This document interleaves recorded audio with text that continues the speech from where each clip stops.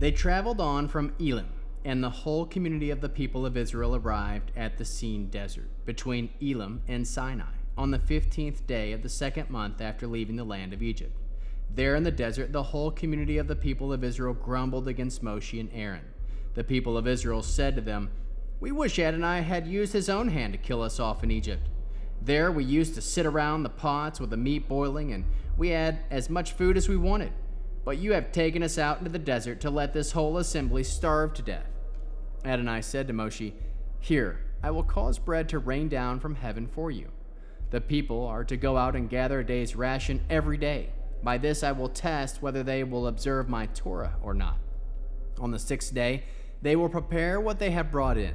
It will turn out to be twice as much as they gather on the other days." Moshe and Aaron said to all the people of Israel, "This evening you are to realize that it has been Adonai who has brought you out of Egypt. And in the morning you will see Adonai's glory, for he has listened to your grumblings against Adonai. What are we that you should grumble against us?" Moshe added, "What I have said will happen when Adonai gives you meat to eat this evening and your fill of bread tomorrow morning. Adonai has listened to your complaints and grumblings against him. What are we? Your grumblings are not against us, but against Adonai." Moshe said to Aaron, "Say to the whole community of Israel, 'Come close into the presence of Adonai, for he has heard your grumblings.'" As Aaron spoke to the whole community of the people of Israel, they looked toward the desert, and there before them the glory of Adonai appeared in the cloud. And Adonai said to Moshe, "I have heard the grumbling of the people of Israel. Say to them, 'At dusk you will be eating meat, and in the morning you will have your fill of bread. Then you will realize that I am Adonai your God.'" That evening quails came up and covered the camp, while in the morning there was a layer of dew all around the camp. When the dew had evaporated, there on the surface of the desert was a fine flaky substance, as fine as frost on the ground. When the people of Israel saw it, they asked each other, "Manhu? What is it?" Because they did not know what it was. Moshe answered them, "It is the bread which Adonai has given you to eat. Here is what Adonai has ordered. Each man is to gather according to his appetite. Each is to take an omer, 2 quarts, per person, for everyone in his tent." The people of Israel did this. Some gathered more, some less. But when they put in an omer measuring, whoever gathered much had no excess, and whoever gathered little had no shortage. Nevertheless, each person had gathered according to his appetite. Moshe told them, "No one is to leave any of it till morning." But they didn't pay attention to Moshe, and some kept the leftovers until morning. It bred worms and rotted, which made Moshe angry at them. So they gathered it morning after morning, each person according to his appetite. But as the sun grew hot, it melted. On the sixth day, they gathered twice as much bread, 2 omers per person. And all the community came and reported to Moshe. And he told them, "This is what Adonai has said. Tomorrow is a holy Shabbat for Adonai. Bake what you want to bake, boil what you want to boil, and whatever is left over set aside and keep it for morning." They set it aside till morning, as Moshe had ordered, and it didn't rot or have worms.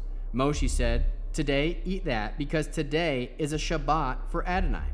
Today you won't find it in the field. Gather it 6 days, but on the 7th day is the Shabbat. On that day there won't be any. However, on the 7th day some of the people went out to gather and found none." Adonai said to Moshe, "How long will you refuse to obey my mitzvot and teachings? Look, Adonai has given you the Shabbat. This is why he is providing bread for 2 days on the 6th day. Each of you stay where you are. No one is to leave his place on the 7th day." And on the 7th day, so the people rested on the 7th day. The people called the food manna. It was like coriander seed, white, and it tasted like honey cakes. Moshe said, "Here is what Adonai has ordered. Let 2 quarts of manna be kept through all generations, so that they will be able to see the bread which I fed you in the desert when I brought you out of Egypt." Moshe said to Aaron, "Take a jar, put it in 2 quarts of manna. Set it aside before Adonai to be kept through all your generations, just as Adonai ordered Moshe." Aaron set it aside before the testimony to be kept. The people of Israel ate manna for 40 years, until they came to an inhabited land.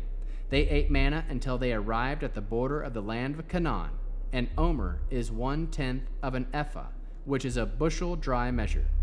The whole community of the people of Israel left the Sin desert traveling in stages, as Adonai had ordered, and camped at Rephidim.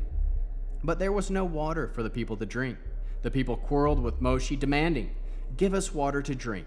But Moshe replied, "Why pick a fight with me? Why are you testing Adonai?"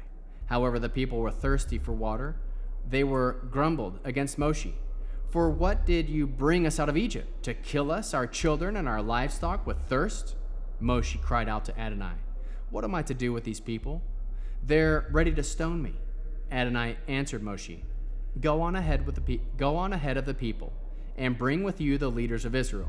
Take your staff in your hand, the one you used to strike the river, and go. I will stand in front of you there on the rock of Horeb. You will strike the rock, and the water will come out of it, so the people can drink. Moshe did this in the sight of the leaders of Israel. The place is named Massah, testing, and Meribah, quarreling, because the quarreling of the people of Israel, and because they tested Adonai by asking, "Is Adonai with us or not?" Then Amalek came and fought with Israel at Rephidim. Moshe said to Joshua, "Choose men for us. Go out, fight with Amalek. Tomorrow I will stand on top of the hill with God's staff in my hand." Joshua did as Moshe had told him and fought with Amalek. Then Moshe and Aaron and Hur went up on top of the hill. When Moshe raised his hand, Israel prevailed, and when he let it down, Amalek prevailed. However, Moshe's hands grew heavy. So they took a stone and put it under him, and he sat on it. Aaron and Hur held up his hands, the one on one side and the other on the other, so that his hands stayed steady until sunset. Thus Joshua defeated Amalek, putting their people to the sword. Adonai said to Moshe, "Write this in a book to be remembered, and tell it to Joshua. I will completely blot out any memory of Amalek from under heaven." Moshe built an altar, called it Adonai Nissi. Adonai is my banner, miracle, and said, because their hand was against the throne of Yah, Adonai will fight Amalek generation after generation. Now Yitro, the priest of Midian, Moshe's father-in-law, heard about all that God had done for Moshe and for Israel, his people.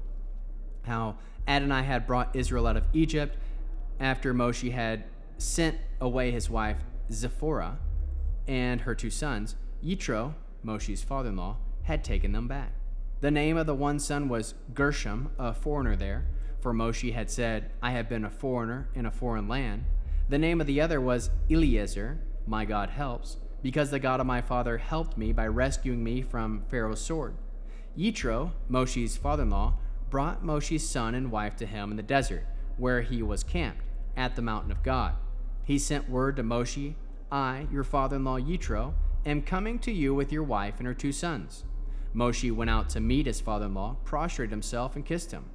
Then, after inquiring of each other's welfare, they entered the tent.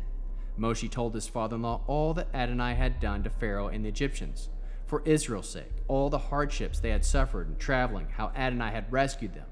Yitro rejoiced after all the good that Adonai had done for Israel by rescuing them from the Egyptians. Yitro said, "Blessed be Adonai, who has rescued you from the Egyptians, from Pharaoh, who has rescued the people from the harsh hand of the Egyptians. Now I know that Adonai is greater than all other gods, because he rescued you from who were treated so arrogantly." Yitro, Moshe's father-in-law, brought a burnt offering and sacrifices to God, and Aaron came with all the leaders of Israel to share the meal before God with Moshe's father-in-law.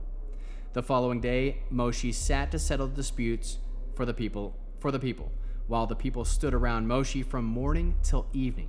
When Moshe's father-in-law saw that he was doing what he was doing with the people, he said, "What is this that you are doing with the people? Why do you sit there alone with all the people standing around you from morning till evening?" Moshe answered his father-in-law, "It's because the people come to me seeking God's guidance. Whenever they have a dispute, it comes to me. I judge between one person and another, and I explain to them God's laws and teachings." Moshe's father-in-law said to him, "What you are doing is not good.